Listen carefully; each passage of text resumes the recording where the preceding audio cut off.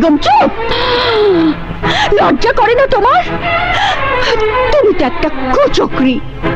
তোমার স্বামী তোমার নির্লজ্জ আচরণের কারণে একদিন তোমার শিশু সন্তান সহ তোমাকে ঘাট ধাক্কা দিয়ে বাড়ি থেকে বের করে দিয়েছিল। আর সেই তুমি শিকদার বাড়ির খেয়ে পড়ে আরমান শিকদারের কন্যার জীবন নিয়ে চক্রান্ত করছো। নারী হয়ে অন্য নারীর গর্ভে সন্তানকে নির্মূল করার জন্য কুপরামর্শ দিচ্ছ। আরে তুমি তো নারী জাতির কলঙ্ক, তুমি মা জাতির ঘৃণ্য অভিশাপ। মুখ সামলে কথা বল রিয়া।